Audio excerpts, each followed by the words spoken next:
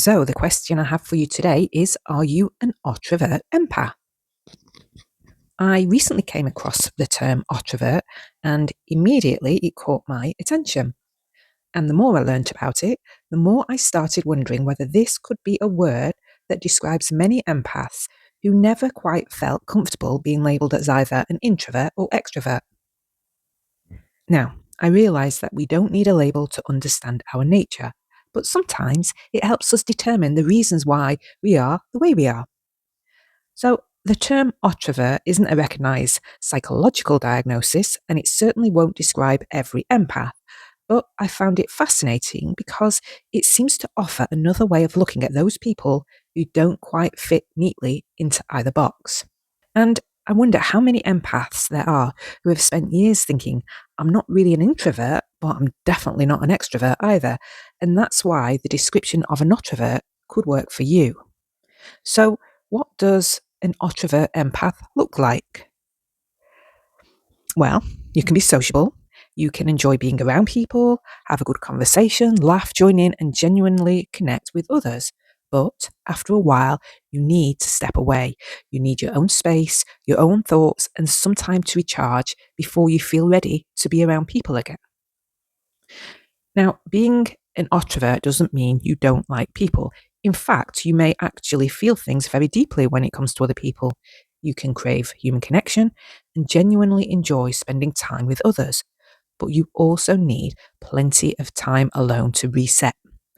And being an empath can also make this even more intense because you pick up on other people's moods without them saying a word. You notice changes in their voice, their facial expressions, their body language, and even the atmosphere around them. And then sometimes you can walk into a room and immediately sense that something isn't right, even when everyone is pretending that everything is fine. Basically, you could say you've got an internal radar for people where you can tell when someone is being authentic and when something doesn't quite add up. You might not always be able to explain how you know, but you just feel it. You notice the little things that other people just overlook. Now, this can be another reason why social situations leave you feeling drained. It isn't always that people themselves exhaust you. It can be everything you're picking up from them, so their emotions, their energy, and things that they aren't saying. I also found it interesting that an Otrovert is also said to detest small talk. So if you identify as an Otrovert, talking just for the sake of filling silence does not interest you. You'd much rather have a meaningful conversation than spend hours talking about nothing. And if there's silence, you don't always feel the need to fill it. You can deeply care about other people while also knowing that too much of their energy becomes overwhelming. So now we have to ask, where did the term Otrovert actually come from?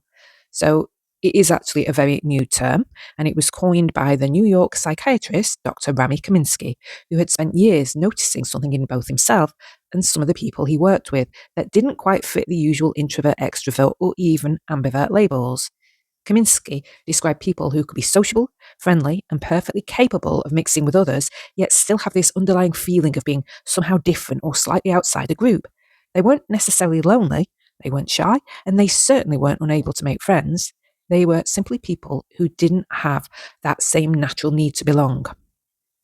Kaminsky eventually used the word Otto, meaning other, combined with ver, referring to turning or directing oneself. In simple terms, it was his way of describing someone who is naturally inclined to stand slightly apart rather than automatically becoming part of the crowd. A notver isn't necessarily the person standing alone in the corner of the room because they're too nervous to join in. They may actually be right in the middle of the conversation, laughing, chatting, and getting involved, but part of them is still observing, which I feel could describe many empaths. Kaminsky himself has said that he recognized this feeling from a very young age. He could be popular and surrounded by people, yet he still felt strangely separate from them.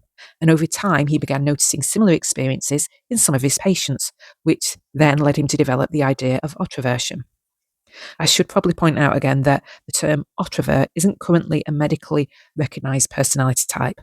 For now, it's more of a new way of describing a particular experience of personality, belonging, and connection. Much in the way the term empath won't be used in a medical diagnosis or by healthcare professionals, yet it is a term that helps many sensitive people better understand their traits. So perhaps you could also describe yourself as an Otrovert empath, someone who can connect deeply with people but doesn't need constant company, someone who feels more than they let on, notices more than they say, and needs solitude to come back to yourself. You don't necessarily avoid people, you simply need to choose when you have the energy for them. And when you spend time alone, it isn't just that you're withdrawing from the world, it's how you reset after feeling so much of it. Okay, well, that's my musings for today. I hope everything is keeping fabulous in your world. Until next time.